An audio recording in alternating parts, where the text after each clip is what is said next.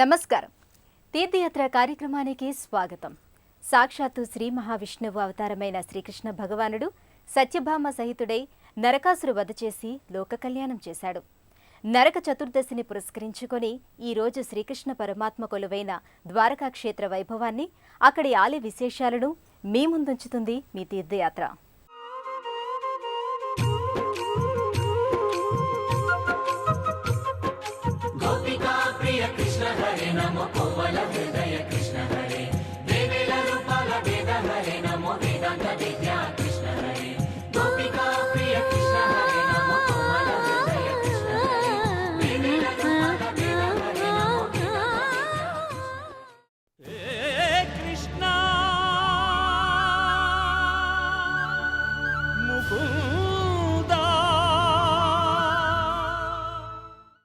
వసుదేవసుతం దేవం కంసచాణూరమర్దనం దేవకీ పరమానందం కృష్ణం వందే జగద్గురుం అతసీ పుష్ప సంకాశం హారనూపుర శోభితం రత్నకంకణ కేయూరం కృష్ణం వందే జగద్గురుం.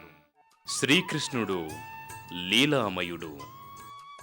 లీలాగుణ సంపన్నుడైన ఆ స్వామి దుష్ట శిక్షణ, శిష్టరక్షణ చేయటం కోసం ఈ భూమి మీద అవతరించిన పరమాత్మగా భక్తుల చేత నిత్య నీరాజనాలు అందుకుంటున్నాడు.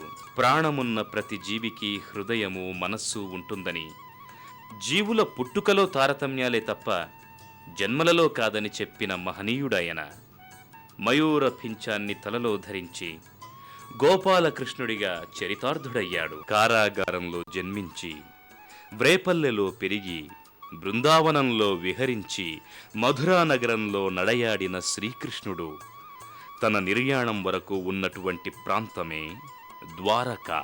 భూదేవికి వరాహమూర్తికి పుట్టిన సంతానం నరకాసురుడు. దేవతలకు పుట్టిన నరకాసురుడు తామసగుణ పూరితుడై చెడు సావాసాలు, స్నేహాల వల్ల రాక్షసుడిగా మారాడు. శ్రీకృష్ణుని అభిమానిస్తున్న 16,000 మంది గోపికలను చెరబట్టాడు. దేవేంద్రుడి మాతృమూర్తి కుండలములను అపహరించుకుపోయాడు. స్త్రీలను నానా విధాలుగా హింసించాడు. నరకుడి ఈ బీభత్స చేష్టలకు భీతిల్లిన ఇంద్రాది దేవతలు శ్రీకృష్ణ భగవానుని శరణు వేడారు. నరకాసురుణ్ణి అంతం చేయటానికి నిర్ణయించిన ఆ పరంధాముడు ద్వారకా నుంచే సత్యభామ సహితుడై గరుడ వాహనం మీద నరకుడిపై యుద్ధానికి వెళ్లినట్టుగా హరివంశ పురాణం ద్వారా అవగతమవుతోంది. సువిశాలమైన ప్రాంగణంలో శ్రీకృష్ణ ఆలయం సుందర గంభీరంగా కనిపిస్తుంది. వివిధ కాలాలలో అనేక రాజవంశాల వారు ఈ ఆలయాన్ని అభివృద్ధి పరిచారు. అనేక శిల్పాలు, శాసనాలు ఈ విషయాన్ని చక్కగా విశదీకరిస్తున్నాయి. అత్యంత ప్రాచీనమైన మొట్టమొదటి మందిరాన్ని శ్రీకృష్ణుని మనవడు వజ్రనాభుడు కట్టించాడని తెలుస్తుంది. 7 అంతస్తుల అద్భుత శిల్ప నిర్మాణంతో ఉన్న ఈ ఆలయాన్ని విశ్వకర్మ నిర్మించాడని పౌరాణ కథనం. అయితే ప్రస్తుతం మనకు కనిపిస్తున్న మందిరం 10వ శతాబ్దిలో కట్టించినట్లుగా అర్థమవుతుంది. సుమారు 140 అడుగుల ఎత్తున ఉన్న ఈ ఆలయ శిఖర దర్శనం సర్వపాపహరణం. ఈ ఆలయం చుట్టూ 2 ప్రాకారాలున్నాయి.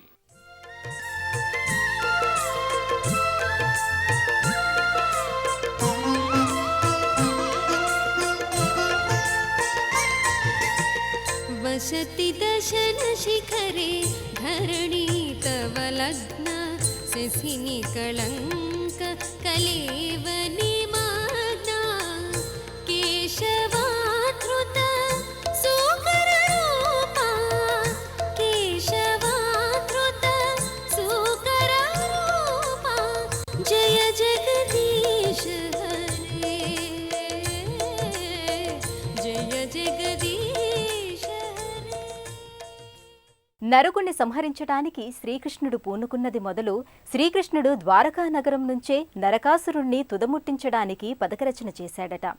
శ్రీకృష్ణుడు నిర్యాణం వరకు గడిపిన దివ్యక్షేత్రం ద్వారక. ఆలయం పరమాత్మ శరీర స్వరూపంగా మనవారు భావించారు. రాజగోపురం పాదస్థానమైతే గర్భగుడి ఉన్న విమానం శిరోభాగం. పరమాత్మ శిరోరూపమైన శిఖరానికి నమస్కరించడం సంప్రదాయం. గర్భగుడిలో వేదవేద్యుడు, నవనీతచోరుడు, జగన్నాటక లీలా సూత్రధారుడు శ్రీకృష్ణుడు దివ్యమంగళ విగ్రహంతో భక్తజన హృదయమందారుడై వెలుగొందుతున్నాడు. అధరం మధురం, వదనం మధురం, నయనం మధురం హసితం మధురం హృదయం మధురం గమనం మధురం అని భక్తులు స్వామివారి మధుర రూపాన్ని గాంచి ఆనందంతో గానం చేస్తారు. ఈ ద్వారక నగరంలో వేంచేసియున్న శ్రీకృష్ణ భగవానుడిని దర్శించటానికి ప్రతిరోజు వేలాది మంది భక్తులు దేశం నలుమూలల నుంచి ఇక్కడకు వచ్చి స్వామివారిని దర్శించి తరిస్తుంటారు. నరకాసురుడి జన్మ వృత్తాంతానికి సంబంధించి ఓ పురాణగాథ ప్రచారంలో ఉంది. హిరణ్యాక్షుడనే రాక్షసుడు భూదేవిని అపహరించుకొని పోయాడట. అప్పుడు భగవంతుడు శ్వేతవరాహ రూపంతో వెళ్లి హిరణ్యాక్షుడిని సంహరించాడట.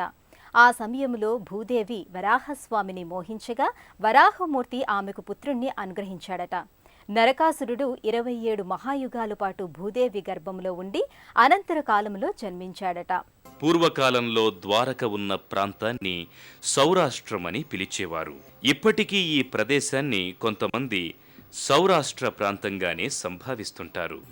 అనేక మందిరాలతో ఆధ్యాత్మిక లోకాన్ని తలపించే ద్వారకాధీశుని మందిర ప్రాంగణంలో మరోపక్క మాధవరాయజీ మందిరం దర్శనమిస్తుంది. ద్వారకాధీశుని మందిరానికి ఎదురుగా దేవకీమాత మందిరం ఉంది. సాక్షాత్తు దేవదేవుడిని కన్న ఆ తల్లి ఆశీస్సులు ఇక్కడకు వచ్చిన ప్రతి భక్తుడు. ద్వారకా క్షేత్రం ఓ మనోహరమైన క్షేత్రం. ఇక్కడున్న ద్వారకాధీశుని మందిర శోభ వర్ణనాతీతం. ఈ అరేబియా సముద్రం ఒడ్డునే అనేక ప్రాచీన దేవాలయాలు దర్శనమిస్తాయి. ద్వారకా క్షేత్రంలో ద్వారకాధీశుని మందిరానికి ఆనుకుని అరేబియా మహాసముద్రం ఉంది. నిత్యము భక్తులతో కిటకిటలాడే ఈ క్షేత్రం స్వర్గధామంగా దర్శనమిస్తుంది.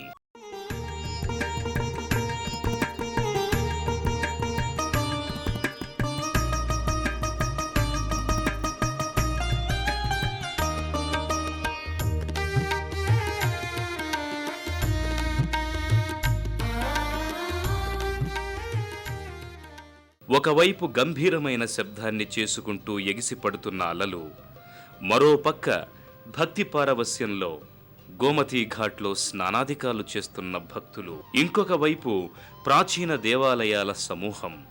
ఇవన్నీ ఈ క్షేత్రానికి వచ్చిన భక్తులను ఉక్కిరిబిక్కిరి చేస్తాయి. అందమైన దృశ్యాలకు వేదికలా ఉన్న గోమతీ తీర్థానికి ఆనుకుని ప్రాచీనమైన సముద్ర నారాయణుడి మందిరం దర్శనమిస్తుంది.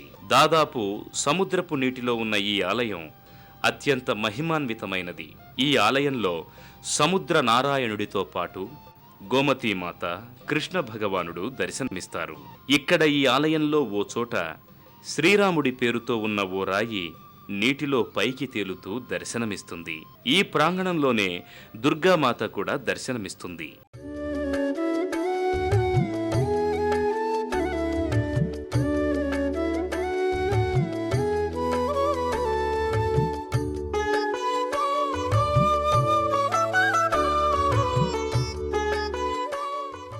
గోమతీ ఘాట్ అనేక ప్రాచీన ఆలయాలకు వేదిక.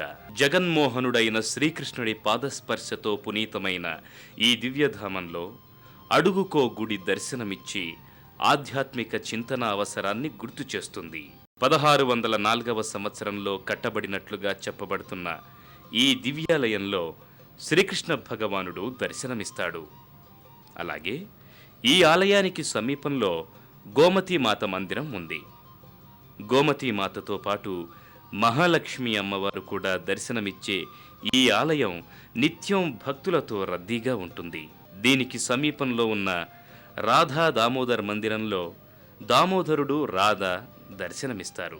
కృష్ణాష్టమి, దీపావళి వంటి పర్వదినాలను ఈ మందిరంలో ఘనంగా ఉత్సవాలు నిర్వహిస్తారు. ఈ ఉత్సవాలలో పాల్గొనటం తమ జన్మజన్మల పుణ్యఫలంగా భక్తులు భావిస్తారు.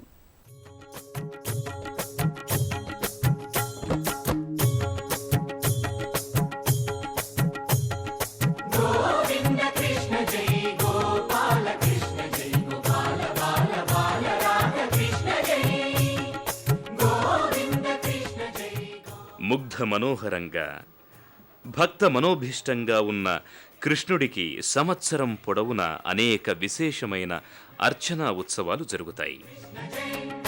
బాలకృష్ణ జై, రంగరంగ నువ్వు ఒక దొంగ, ఇంటి దొంగ చిలిపి చంటి దొంగ చిన్ని కృష్ణుడల్లె దోచుకున్న దొంగ వెతికి వెన్నలెన్ను మింగినావు అవలీలగా రంగరంగా రంగరంగా నువ్వు ఒక దొంగ రంగరంగా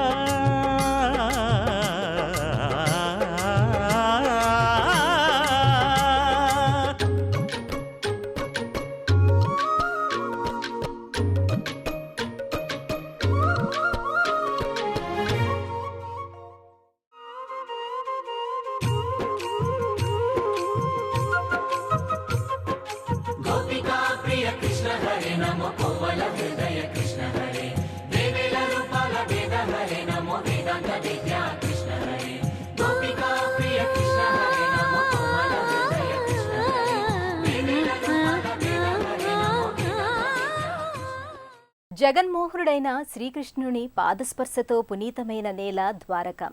ఈ క్షేత్రములోని అడుగడుగున శ్రీకృష్ణ లీలా విశేష ఫలితమే.